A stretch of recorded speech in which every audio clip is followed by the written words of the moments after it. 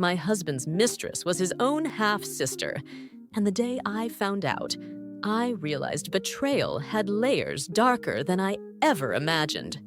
Cheating alone is enough to shatter a marriage, but incest? That revelation hit me like a second blade, twisting the wound until I couldn't tell where heartbreak ended and horror began. I was married to Daniel for 7 years. He was steady, handsome, the kind of man who remembered birthdays and kissed me on the forehead before leaving for work. Or so I thought. But little things began to shift. Late nights, unexplained absences, the smell of perfume that wasn't mine. At first, I told myself I was paranoid. Then I hired a private investigator. The PI handed me an envelope full of photographs. Daniel with a woman, laughing, holding hands, their bodies pressed close in ways that left no doubt. My chest caved in. My stomach turned. My world split. I thought the worst had already come. But the PI wasn't finished. "There's something you need to know," he said carefully, like he was holding back fire.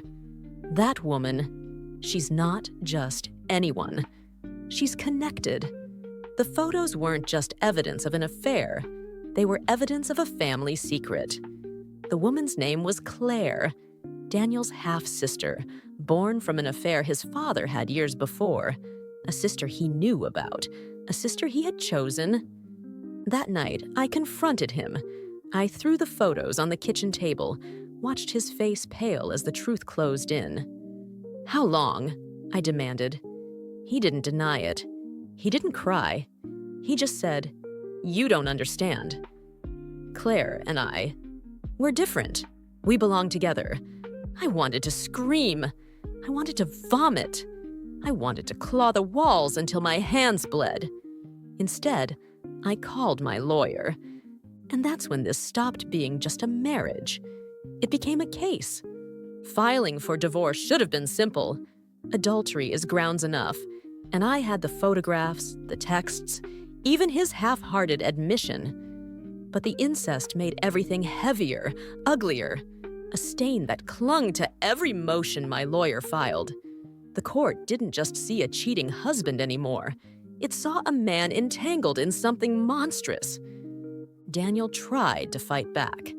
His attorney painted me as vindictive, a woman exaggerating details to destroy a man's reputation. They admitted the affair, but claimed ignorance about Claire's identity, that he hadn't known she was his half-sister until after the relationship began. That lie landed like a grenade. The evidence, family records, emails, and even a DNA test Claire had taken for fun months before, proved he knew. Still, his lawyer pushed the narrative. He's a victim of circumstance. He's confused, not corrupt. The custody battle over our 6-year-old daughter, Emily, turned the courtroom into a war zone. My attorney argued Daniel was unfit, not just because of the infidelity, but because of the psychological damage his choices revealed. The opposing counsel snapped back, accusing me of poisoning Emily against her father, of exploiting taboo to sever his rights as a parent. They dragged me through the mud. Every argument, every late night at work, every imperfect detail of my motherhood was scrutinized. And then Claire appeared. She sat in the gallery, calm, lips pressed in a faint smile. When she was called to testify, the room shifted. She spoke with conviction, even pride, about her relationship with Daniel. She said they were soulmates, that love doesn't care about blood. Her words twisted the air, turning the stomachs of everyone present. She even looked straight at me and said, "You'll never understand what we have." The judge's face hardened. The jury whispered. Emily's court-appointed guardian ad litem scribbled furiously in her notes. When it was my turn on the stand, my voice cracked but didn't break. I told the truth about the betrayal, about the danger of exposing a child to a man who could normalize such boundaries. "I'm not asking the court to punish him," I said. meeting the judge's eyes. "I'm asking you to protect our daughter." The courtroom fell silent. For the first time in months, I felt the weight shifting. But I also knew Daniel had one last card to play. Daniel's last defense came wrapped in charm, the same charm that had fooled neighbors, colleagues, and me for years. He took the stand with that practiced ease, speaking softly, his voice pitched just right to sound wounded. He claimed his relationship with Claire was a mistake born of grief, that he had only sought comfort after the strain of our failing marriage.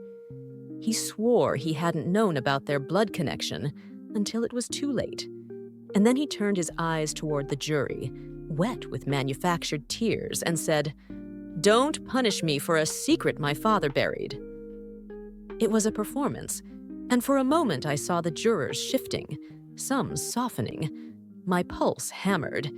If they bought this story, if they believed his lies, I could lose Emily to a man who thought incest could be excused with eloquence.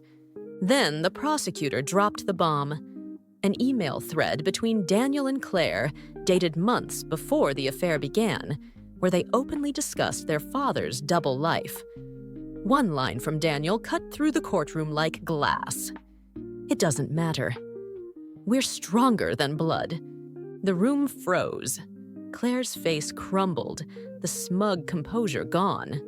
She broke on the stand, sobbing, confessing everything, how they'd hidden the truth, how they'd justified it, how they convinced themselves no one would ever find out. Her tears weren't sympathy-worthy. They were the cracks of a lie collapsing. Daniel's mask slipped. His calm shattered, replaced with fury. He cursed under his breath, slammed a fist against the table. The judge silenced him with a gavel, her voice iron. In that instant, the narrative flipped. The jury no longer saw a misunderstood man. They saw someone dangerous, reckless, unrepentant. The guardian ad litem stood and made her recommendation: full custody to me, supervised visitation for Daniel, if the court allowed any at all. When the verdict came, I held my breath. Divorce finalized in my favor. Sole custody granted. Daniel's visitation suspended indefinitely. I exhaled, but it wasn't relief. It was release. Like finally unclenching a fist I hadn't realized I'd been holding for months. Across the aisle, Daniel glared at me, eyes promising vengeance. Claire stared down at her hands, shoulders hunched, a woman swallowed by her own shame. And Emily? She stayed home that day, too young to understand the words half-sister or incest, but old enough to feel the fracture in the air.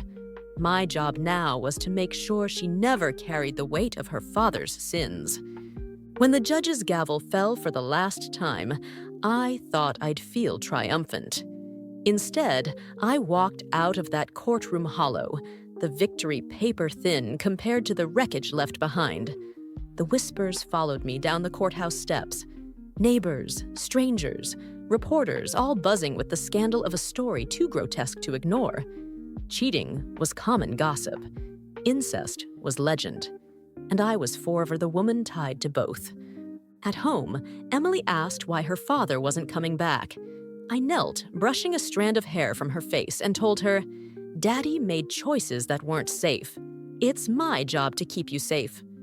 She nodded, innocent, trusting, not yet ready to understand that some monsters don't live under beds, but inside the people we love. The nights were hardest. I'd lie awake, replaying every detail, the photographs, the emails, Claire's trembling breakdown. I wondered when Daniel had stopped being my husband and started being a stranger. I wondered if I should have seen the signs sooner. And I wondered if blood, twisted the way it had been in his family, had poisoned him long before I ever said I do. Friends tried to console me. Some said I was lucky to be free of him. Others whispered behind closed doors, curiosity outweighing compassion. I saw it in their eyes. The question they didn't ask out loud: how did you not know? But the truth is, I hadn't known. Love blinds, trust deafens, and by the time betrayal sharpens your senses, it's already too late. I see Daniel sometimes in my nightmares, standing behind the glass in a visitation room, eyes burning with that same promise he made in court. That this isn't over.